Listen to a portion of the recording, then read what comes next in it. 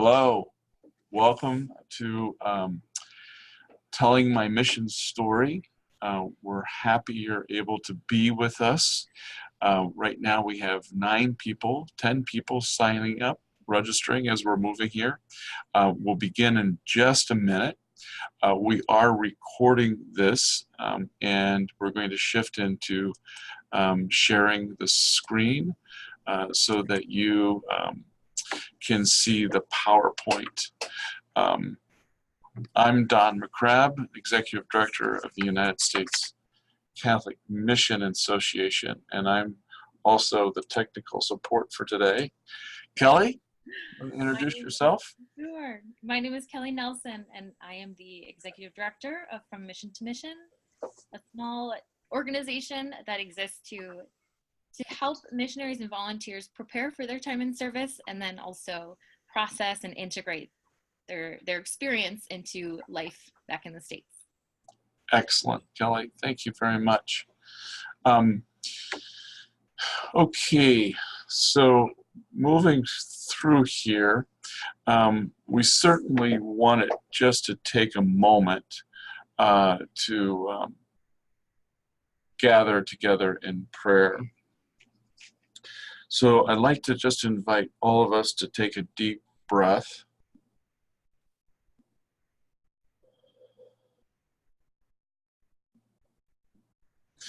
We gather as missionary disciples in the name of the Father, and of the Son, and of the Holy Spirit. Breathe again.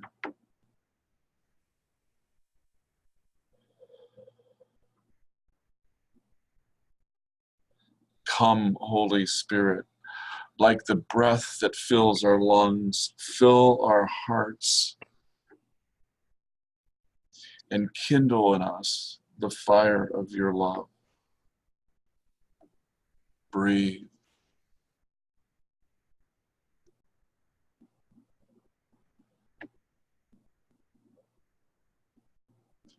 Come, Holy Spirit, breathe on us today so that we can be faithful and effective witnesses to God's loving mercy.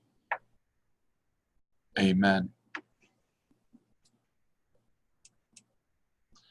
Okay, so the goals of the webinar, certainly we want to honor your lived experience in mission lived, as our logo says. We also want to be able to be a witness to our experience in mission told. And then we want to engage others in the telling of the story into mission engaged. So those are our goals for today. Kelly, you want to lead us off? Sure.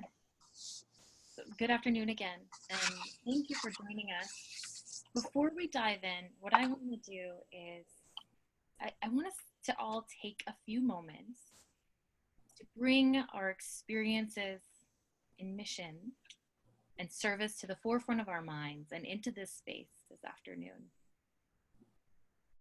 Whether your experience was domestic or international, short or long term, whether it was a recent experience or many moons ago.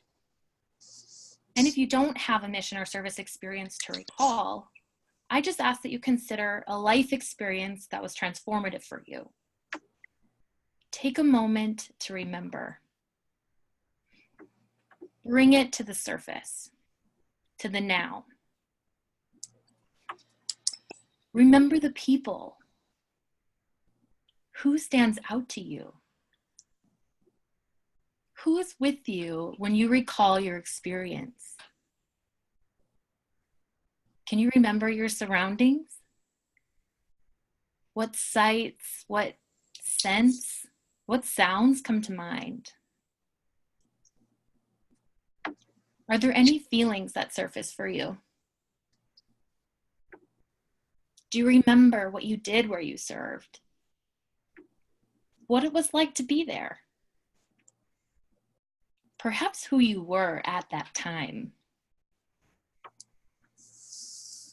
Do you remember the flight or the drive or the walk there?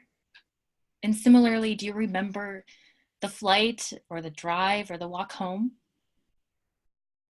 And if you zoom out from all the details, what was your experience for you? How has your experience appeared in your life since? And as you recall your experience, hold on to what comes to mind and what stands out to you. And allow that experience to be present with us this afternoon. Thanks again for joining us. I'm going to pass it off to Don now. Kelly, thank you very much. I'm going to stop sharing here for just a minute. Okay.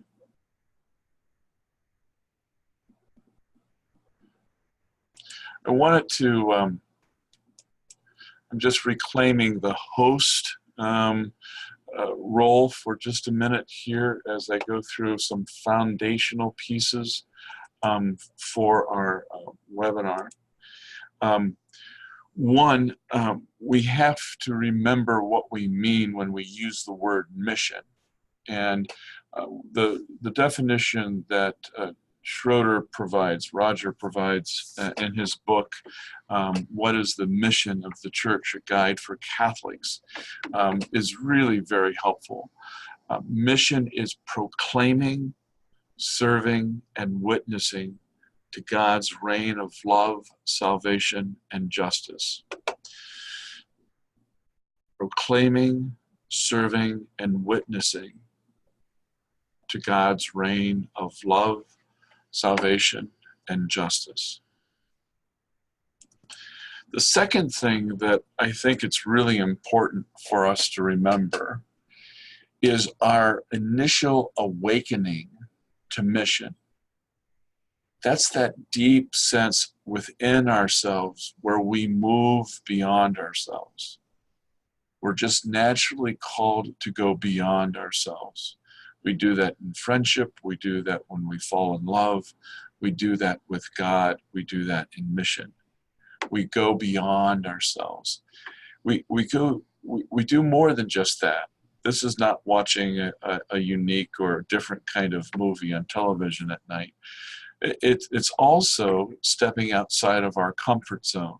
Matter of fact, Pope Francis talks about stepping outside of your comfort zone.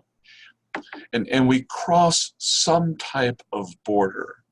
That border could be geographic, but it's probably more cultural or economic or linguistic. So we cross some kind of border. And we risk a personal encounter with a complete stranger. And we do so in the name of God. And those last two pieces are really crucial. Encounter, person to person, heart to heart. There's no agenda. I'm not trying to convince you of something. I'm not trying to sell you something. I just want to meet you as a human being. And I want you to meet me as a human being.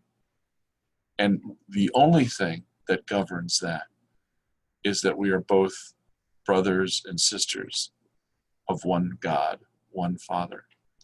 So those feelings are what awaken us to mission. And it's important for us to recall those feelings from time to time. But that launches us into a process. And the process is what we call the missionary process. That's that movement beyond self. But that then immediately leads into a discernment. And the discernment is really, whom are we called to? Pope Francis mentions this a lot. Mission is much more about people than it is about place. So who is calling to us? And we have to discern that call. And we have to prepare for it. Kelly and I work with the third wave of mission, and we have prepared some videos to help that preparation process. Of course, there's the actual encounter, there's the actual experience itself. Whether that's an afternoon feeding the homeless in your neighborhood, or going to the Indian reservations in North Dakota, across the country, or some type of international experience anywhere around the world. There's that time of being, if you will, in the field, where you are encountering people, you're accompanying people, and you are serving people. But then we come back from that experience. And when we come back to that experience, we kind of have to re-enter our ordinary lives. And how do we go about doing that?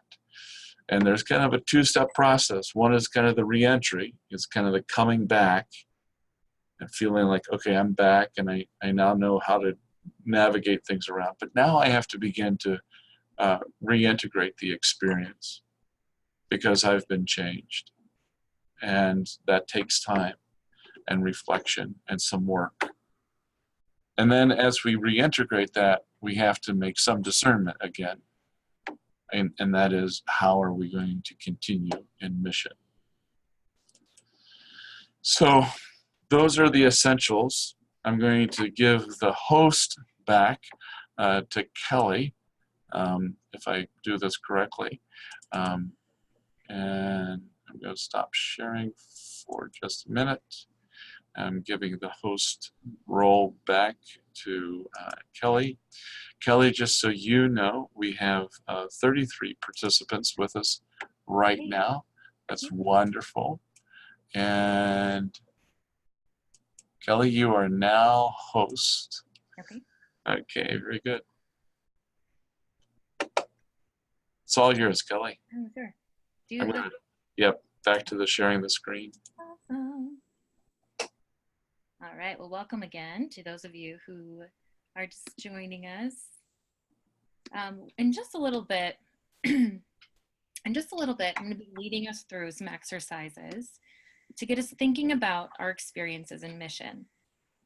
We'll look at some specific details and bigger picture ideas. But first, I want to share why we take the time to reflect on and work to tell our stories.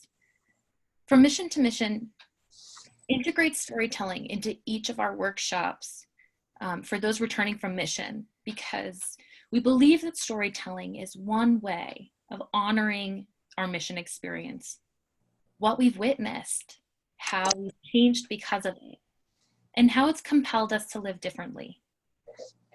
Sharing about your time in mission, it names that it happened, that specific things happened to you and those you care about, people who you've come across, who've touched you, and who have become in many ways a part of you.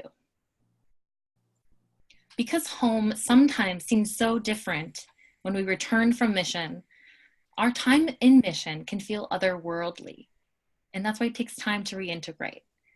It almost feels as if it were a fantasy or a dream far away.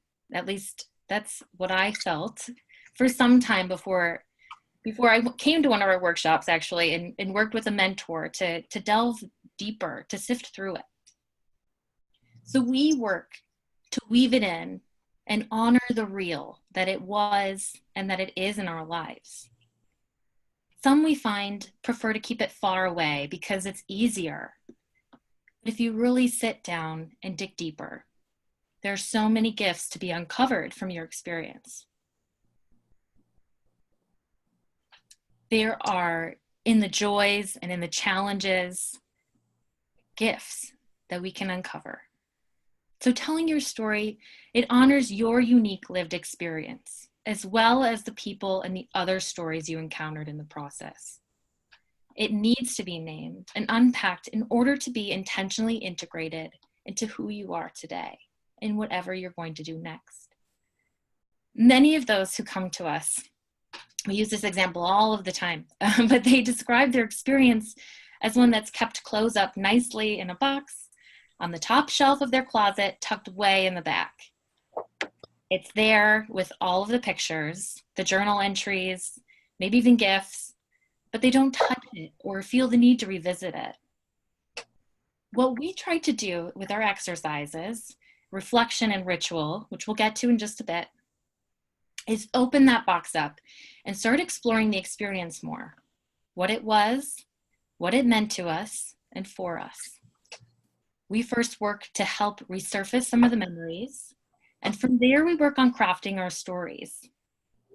We then share them among a group of other returned missioners and volunteers who get it and who want to listen without judgment. So we tell our stories for us, involved, and to honor what happened and what is because of it.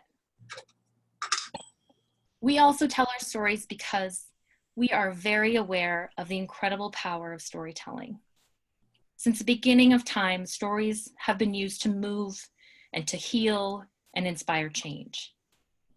We're transformed by our own stories, and in sharing them, we have the opportunity to transform others. Taking the time to reflect on and make connections from our experiences, we can see more clearly the big picture and how it all connects. As missioners and volunteers, because we've seen what we've seen and know what we now know, we have an incredible opportunity and responsibility to become bridge builders, to become advocates, unifiers, and peacemakers in our communities and whatever work we go on to do. The more we reflect on and integrate our experiences, the more we realize we've changed because of it. And it fuels us to live mission where we are. We can no longer return to what was, and we have the ability to draw others in with our sharing. And it's truly a gift. So to get us connecting more with our own experiences, I'm going to lead us in an exercise and ask you to reflect. It's an in the moment exercise using word and phrase association to get you thinking about the specific people from your experiences, and then later, the values and lessons learned. Now, I'm just going to go out there and guess that many of you are at a desk of some sort, so I'll ask you to grab a writing utensil and paper. If you don't have that, that's fine. You can just reflect along with us. But there are two parts to this exercise. So either you can use one side of the paper for the first, or half of it, and the other half or the other side for part two. I'm going to ask you to recall certain things about your experience and have you write the first things that come to mind, as if you had no filter and very limited time to do so. For this first part, I want you to write down the names of people who come to mind when I ask the following questions. Again, just write names, no filter, and you can list as many as you'd like for each question. Names can also be repeated throughout the exercise. And I'll give you about, 15 to 20 seconds for each question to write. So again, this is word association. Here we go. So when thinking about your mission experience, who inspires you? Who inspires you?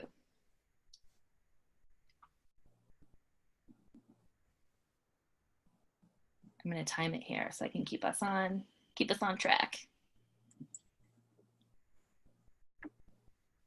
Who was an example of hospitality? Who was an example of hospitality?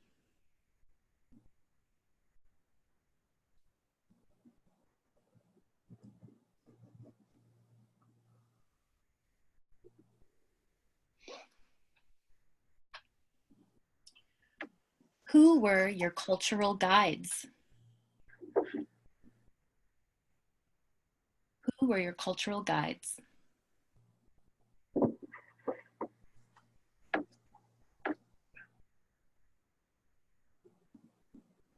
Who cared for you?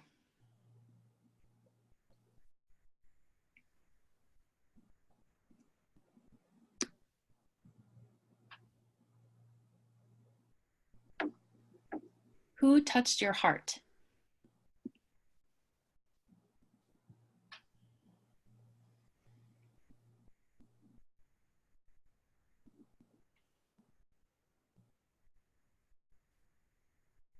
Who showed you some fun?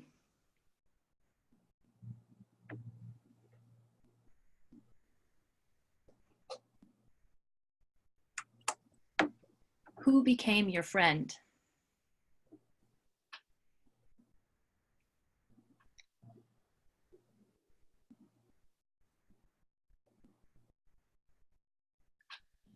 Who was an example of resilience?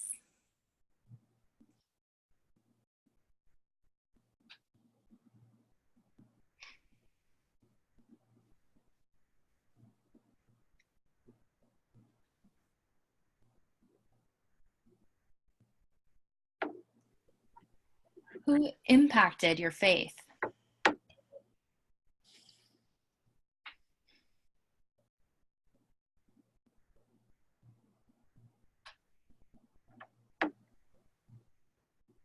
And finally, who motivates you?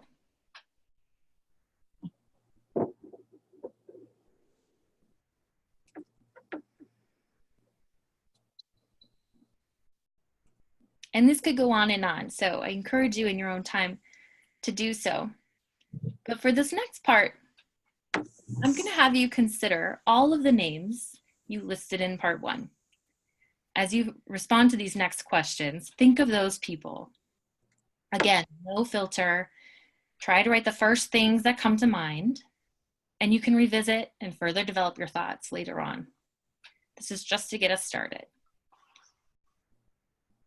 So, looking at the collection of names, what did you learn from them?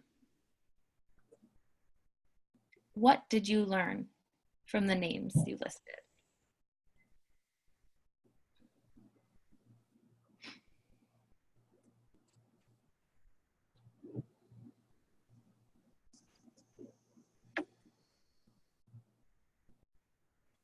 What did you learn about yourself from these people?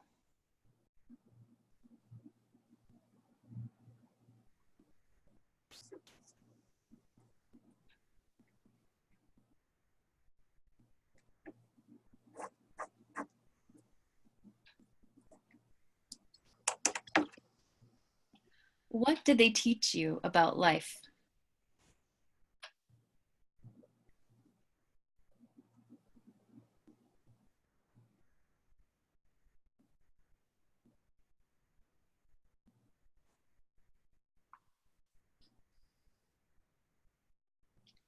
And finally, what do you think their message would be to you right now? What would they tell you?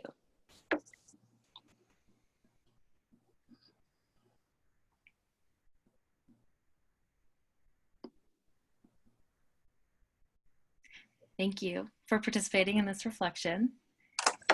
Just to throw it out there, did anything surprise you or stand out? Feel free to use the chat function if there's anything you want to share. We'll have time to revisit a little bit later.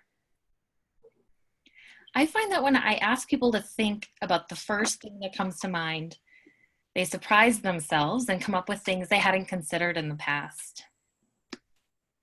That's, I guess, what I love about this exercise. And I continue to surprise myself when I use it. I've used it in different seasons of life, and there's always something new that comes up. People from Mission that I relate to differently now or understand differently now, whose gifts are just now becoming apparent to me as a mom, as a spouse, which were not identities of mine during my experience. And I hope that's what this has been for you too. Now, I've shared a few more resources from our collection that you can download from USCMA's website. And I hope that this and some of those resources are the start of more reflection to come wherever you are in the telling of your story. Even if you've told it before, perhaps there are new things that come to mind now and you're considering maybe what to do with them. I would say that first and foremost, these reflections are for you and can be used however you want. You can certainly use them in forming your story and preparing to tell your story, which is what we're talking about today. But no matter how we choose to use them, the gift is that they further acquaint us with our mission experience, our own selves, where we are now, and how we changed because of our experience. Notice the range of content just from this two-part exercise. Look at the people you came up with, or the events. Maybe some feelings surfaced. Maybe some new connections were made. Choices you realizing you've made because of them, or skills you realize you now have because of them. And consider, are there things that came up for you that you want to explore further? Was anything new? And again, feel free to add any of your thoughts that you feel compelled to share in the chat box. And we'll revisit some of those at the end of the webinar. Now, as we move into the next portion of the webinar, I'm wondering, how are you thinking about your story now? Are you at a place to put things together and maybe consider the different ways to do that? Who might you want to share your story with now, or share about your reflection with, and with what medium? Dawn is now going to walk us through framing our stories, looking at how we can take these memories, these reflections, some of the details, and start putting them together to share. Kelly, thanks very much for that. I really appreciate that. And there's, I'm trying to take back, if you will, the host role. Let's see.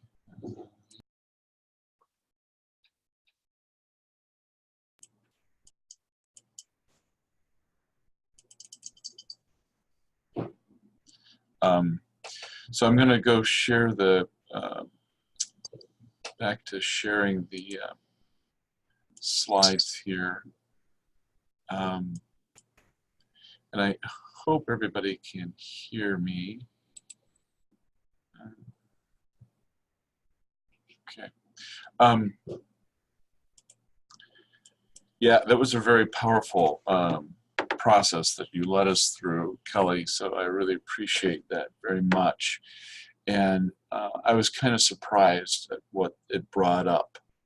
And there's really something very tender and also sacred about our stories, because when we come back from our experiences and we want to share them with someone else, it really is asking the listener to really walk with you across the same border in some ways that you've walked across. And it's, you know, we're not as patient with each other as we could be. So sometimes you actually have to intentionally say to a good friend, for example, just listen to me for a while. You know, let's just take some time linger over a cup of coffee so I can share with you all of the stuff that's been turning up inside of me. The other thing is that you may find that there are gaps missing in the story. When Kelly was leading us through the reflection, it took me back to a mission experience that I had in college, and there were people that I could remember, but I didn't remember their names. And that's fine, that's okay. That's part of the process as well. My job right now is to help us work with all those memories, and that's called framing. Framing is the skill that we're going to look at for the next few minutes. The definition for framing is on the screen.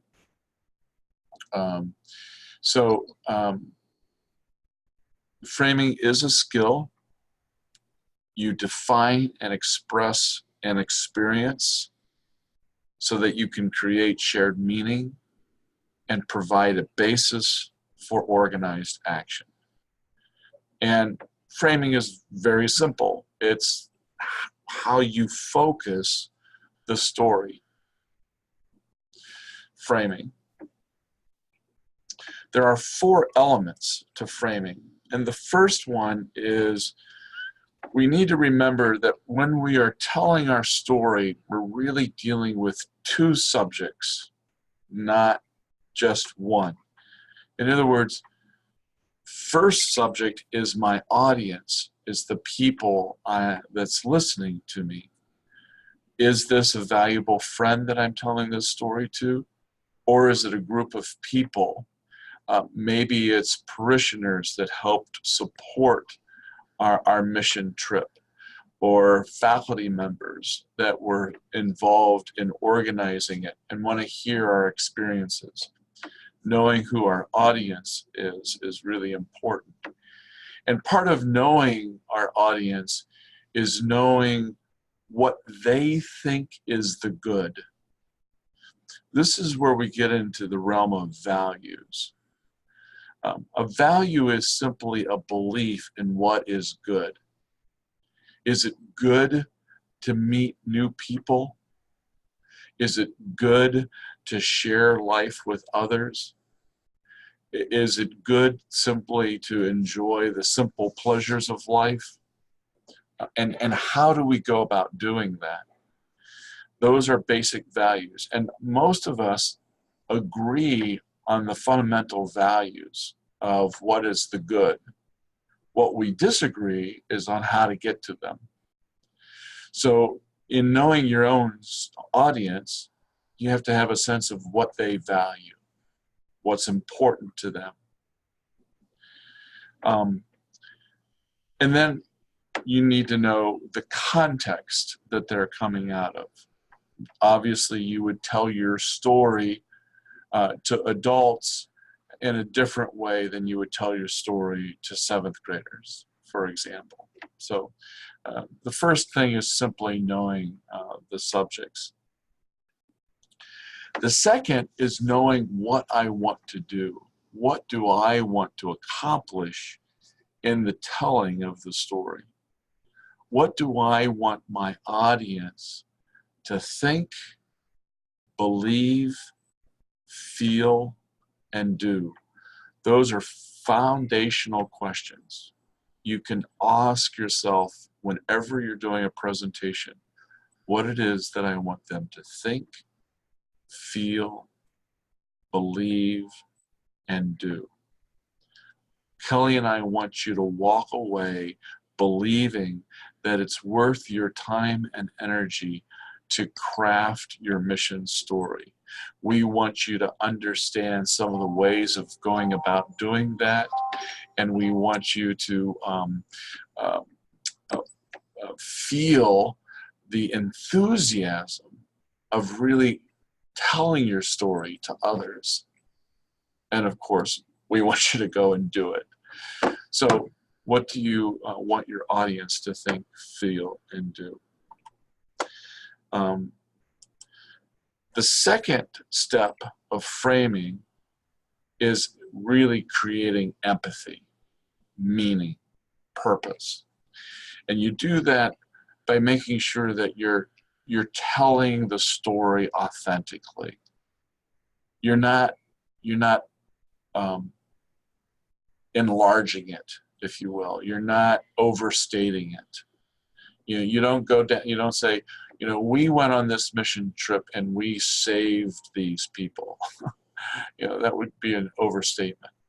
You say, we went on this mission trip and we spent time with these people, and in spending those time with it, we got to talk to them, we got to know them a little bit, we helped them out a little bit with some service that we did, we prayed with them, we heard a different way of thinking about life and God and humanity. Don't overstate. Is it factual? What emotions were invoked in you in your own experience of mission? Are you being fair? Fair to yourself, fair to the experience, fair to the people that you were with? What meaning did this experience have for you? And how has it invited you to live differently? I know that some people who have come back from mission, especially when it's mission with very, very poor people, it's really challenged them to live a much simpler life. So that kind of question, has it made me more aware of hunger, for example? So that would be the second part of framing, empathy and meaning. The third part has to do with more the medium that you're using. Clearly, Kelli and I are using a medium to communicate with everyone today. And we're trying to keep our message focused and to the point. And we want to use language that makes sense to our audience. And people can be seen as results oriented. So you want to be able to talk about the impact. We went down there, we spent some time with a group of kids. There was about 50 of them. We introduced them to some of the aspects of our own culture. We taught them some games that they didn't know, 2 or 3. We had this water balloon fight, which was just exciting for them because they don't really have access to balloons. We played soccer and learned some new moves from them. That's all impact. That's all results kind of language. And you want to tell some what more social or emotional stories. I was just overwhelmed by the poverty that I found these people in, and I couldn't make sense of it because it didn't seem to bother them as much as it bothered me. That really was a challenge for me, and I'm still trying to understand what that means. Practical, we were able to help repair their front porch that was damaged by the hurricane. And it doesn't feel like a whole lot, but the reality is it's now easier for them to get to the front door. And a couple of the people that live there are older, and so having an easier access is important to them. So very practical aspects of how you go about doing mission. And then finally, the reasons for it. That, again, we are able to transcend our own context. We are not reduced to being consumers, to being an American, to being one political party or another. We can transcend that. And in transcending that, we can really begin to experience a much, much bigger world. The other one, of course, in terms of the medium that you're using, I say choose your channel, improve the lighting. I think it was Shakespeare that said, all the world is a stage. And one comedian said, if all the world is a stage, I want better lighting. So you need to know how you're focusing yourself so that you can indeed invite everyone's intention so they can stay focused on what you're trying to convey to them. And you want to give people a chance to engage, to meet. So one of the things that you may end up doing is a mission cooperative appeal. So if you do a presentation, if you speak during the liturgy, what you want to do is make sure that you get to the back of church so people can greet you as they leave, just so they have the opportunity to engage. That's one way of engaging. The last one is the fourth piece. This is really the fun part, where you can take all the aspects of your story and begin to see how you're going to communicate them. Do you want to use metaphors or analogies, similes, stories, images? Clearly you can see that I'm using a lot of images here and just talking about framing. Scripture, tradition, facts and figures. Again, some people really like numbers, use them. even something as simple as, I'm in conversation with a mission in India and it's 7,852 miles away from us. I mean, that number engages some people in a way other things do not. Okay, so that's framing. And I want to kind of summarize all of that with this kind of collage, if you will. Your experience is like water, drawn from the deep well of encounter, again, person to person, heart to heart, free of any political or economic or even religious agenda, just people. As you remember your story, you pour out a spiritual, theological truth. You pour out mission. Your witness is a gift, a call, an engagement with your listeners. Your story will move them. They will become closer to mission because of you. They will become more compassionate human beings. Notice the young man who is pouring. The water becomes wine in the service that he does. The water becomes wine in the service that he does. Your story becomes mission in its telling. Okay, so we're going to open the conversation up.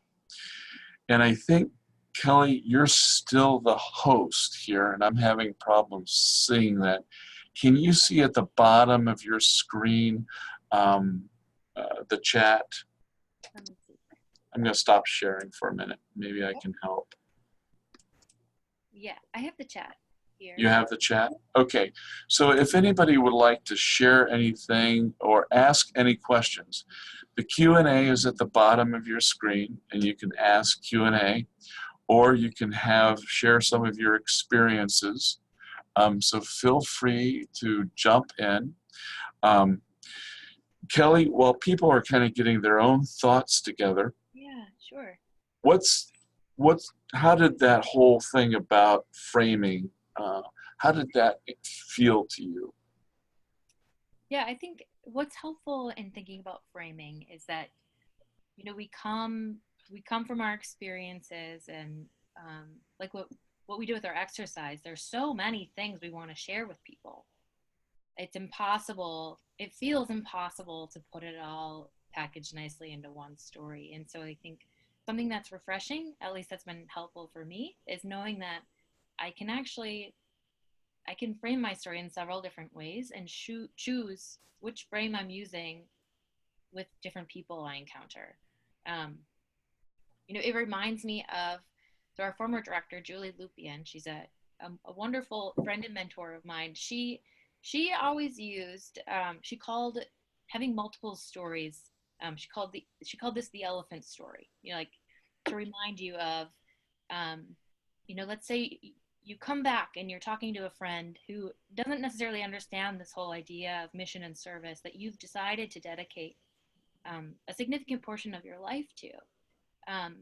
Perhaps she talks about her experience coming back from Africa and someone asking her about the elephants, not asking her about the people or the experience itself, but did you see any elephants? And her feeling like, well, my story was much bigger than the elephants. But she talked about the importance of, again, understanding who you're talking to. And if they want elephants, she likes to give people permission to tell them about the elephants, to give them the elephant story. What I like to do is a spin-off of that is prepare our returned missioners when they do their storytelling by having them create like their elevator pitch. So if you got in an elevator with someone who wanted to hear about your mission story, how could you pare it down in a way where you leave telling the story feeling like you've honored the story? And that's been helpful for me. even now being 10 years away from my experience, it's been thinking, how do I put this in a way that it can make sense to this person, but then I also feel like I've been able to share what I want to share. That's great. Thank you very much. Sure. Okay, I'm not seeing, let's see, let me see if I can do it this way.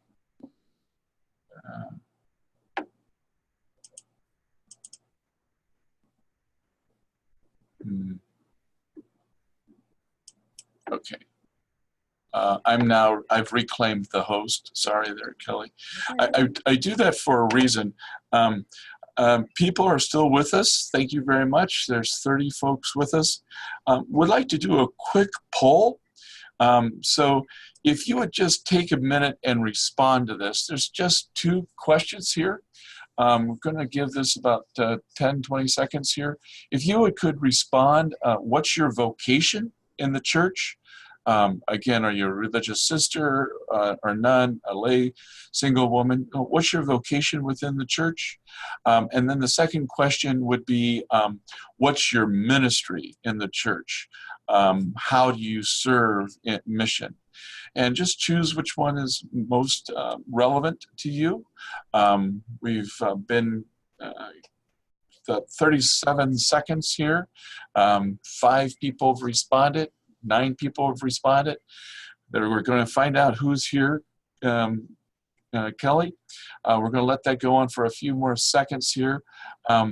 We did have a couple of questions here. Framing is new to me. Is there a good book to use about framing? Thanks for your sharing. So, Kelli, do you want to say a little bit about some of the books that are available from mission to mission? Sure. Yeah, so we have 5 of our own publications. One that I recommend for those returning home and are looking at telling their story, it's called Returning Home. There's another actually that helps families and friends of those returning from mission, and that's called Welcoming Them Home. It kind of helps put into context the experience for those who are unfamiliar with it. I guess those familiar too, but it'll help help those who've gone through the experience consider maybe what their family and friends are experiencing, and how you know, while you were in mission and had this big thing happen in your life, all these new things, their lives were also going on. They were living out their vocations as well. And so I find that that's helpful when people return home. So Returning Home is one I would look at, and Welcoming Them Home. We have a few more too, but I mean, check them out on our website. Those would be the go-to though. Great, thank you very much. And we'll put some links to some of those books up on the web page for you. Just quickly to go over our poll, the results of our poll. Lay married women are the largest number of folks here. We have no bishops, no religious brothers, but everyone else has shown up in some capacity. And lay married women are the highest. And interestingly, we have 21% of our respondents are missionaries in the field, but the largest 32% are people who are working for some kind of a national vocation, mission organization. So thank you very much. I also want to back up on that question of framing. Really, there's a lot of really good books out there on how to craft a story. And several years ago, USCMA hosted a conference specifically on how to craft the story and how to do that with social media. So that's become one of the big things that are there. So what we'll do again is we'll add some resources to the list. I don't have that list right in front of me, so I can't give it to you, but we'll certainly do that.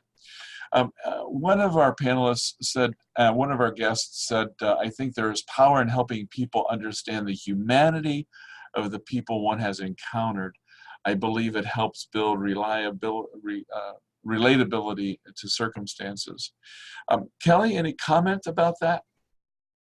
Yeah, I mean, I definitely agree. And I think a note to add to the storytelling, and whatever capacity you're going to tell your story, whether it's in a personal form or out loud to an audience or another person, is to always remember that the people who are in your story are real people. And so, and however you're telling your story, make sure it honors them as well. Right, right. Um, uh, I'm looking at some of the questions. Sorry, Bruce. Bruce had to lie on the poll because I forgot to include deacons in the list. I'll be sure to correct that in the future, Bruce. My apologies. Yeah, again, the questions about the books. One of the things that we're going to be doing is we're going to be sending out to everyone after this webinar some information in an email, and there will be places where you can do that, find that information out. Kelly, I believe your books are available on Amazon, correct? Yeah. Yep. They're on our website and you can click through. Yeah, so website and also on Amazon. So going back to this point about understand the humanity, one of the things that USCMA is beginning to do is we're trying to build a global mission hub. And on that hub, we're going to be putting missions. Whenever we're in conversation about missions, we're always including another person, right? So it's not just me who has had the experience, and it's not just my listener. It's also the people that we've encountered. They're becoming real to other people because of me. Matter of fact, one of the things that I like to say is that we owe a tremendous debt of gratitude to our religious brothers and sisters, the men and women vowed, ordained, who have served through missionary communities, because they're the ones that have gone all over the world. They have literally gone to the ends of the earth. And what they have done is they have introduced everyone else in the world to us as humans, not as savages, not as infidels, but as human beings. Because of our faith, because of the dignity we believe that each person has, they have introduced us to men and women from all over the world as human beings. And we really owe them that debt of gratitude. We have another comment here. We may be filled with stories, but because people at home have also moved on, you may get 2 minutes of their time and their attention. Good to have an elevator speech. So any comments on elevator speeches there, Kelly? Yeah, I just think always have one ready. There's nothing like, having this sacred, there's nothing like having a sacred experience like mission and not having the opportunity to tell or give the story justice. And so I really think as much as you can be ready with that elevator speech in your pocket, go for it. That's great. Yeah. And then too, I want to give a shout out to the lay missioners who have also been all over and are doing wonderful work. I saw Susan's comment there, so I wanted to give her a shout out. That's great. Yeah.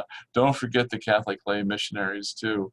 That is really an important thing. And Susan, thank you. I know for myself, I still carry around kind of that old image of the lone priest going off someplace, or the small group of religious women. And that still does happen. But the other explosion that has happened are lay missionaries. And as you so rightly point out, Susan, lay missionaries, and this is something we really have to help our church leaders understand. They're dedicating their lives to mission. And it doesn't have to be full time either. some of the people that are involved in parish partnerships. I'm thinking of a gal I know from the Archdiocese of Cincinnati. She's done mission, she's been living in mission, and when she came back, she brought mission into her parish, and now she's in charge, she's involved with partnership, and one of those partnerships is now intergenerational. I mean, it started with one generation, it's being passed on to another generation. And then they've opened up to another mission. One mission was across the border into another country, and their newer mission is within the United States. So, and the reality is that so many of our communities are just finding themselves revitalized by mission. So that's great. Thank you very much for all of that. Another question is, building a mission community online to keep learning is very helpful to me. Trying to gather other missionaries here where I live is almost impossible with schedules so busy. Thank you very much for that comment. I mean, I think that's one of the things that Kelli and I are really committed to do, is to try to use our organizations as a way of beginning to do that. Kelli and I are really, really poor. So as an organizations, we're really, really poor.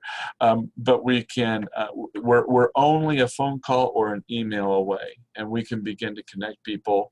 And as we are able to grow, we're going to be able to have different kinds of technologies that can help us stay connected.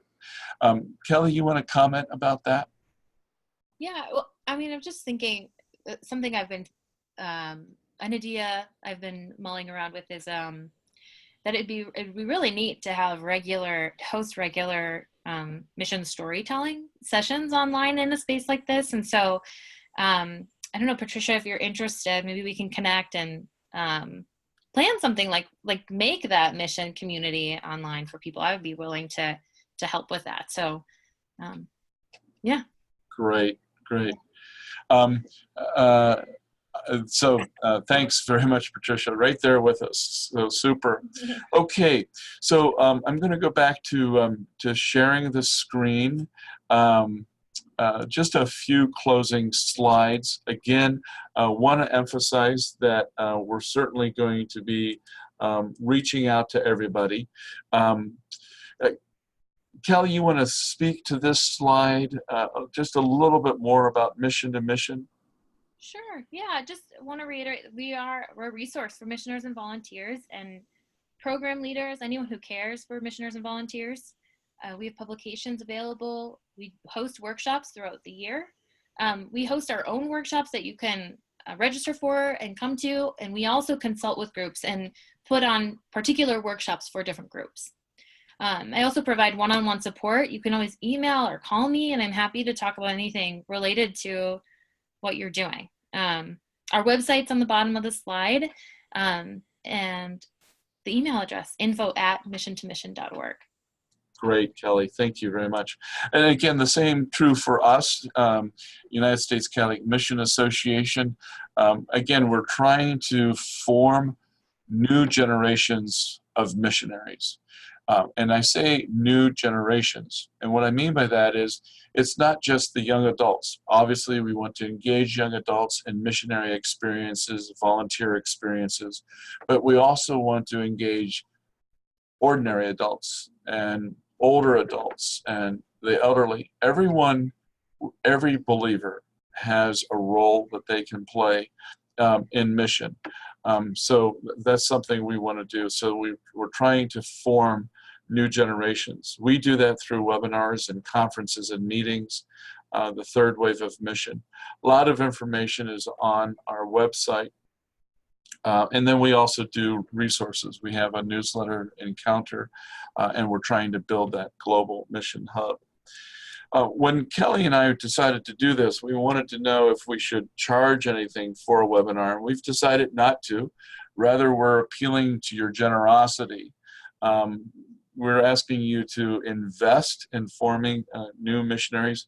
For the rest of the month, we're going to be promoting kind of a collection, if you will, a mission appeal, if you will. All the monies that are coming will be split between From Mission to Mission and USCMA. So please take a look out for that and be generous. And in closing, in the name of Jesus, we thank you. We thank you for your experiences in mission. We're thanking you for your willingness to share your story. Kelli, final word? No, thank you so much. And also, if I can respond to Beth's question, just really quick before we go, asking about stories for online sharing, I would recommend, I know you're asking about a suggested length, and it kind of depends on the writer, but any online material, I would just suggest it, keep it to a page or what can fit on one screen.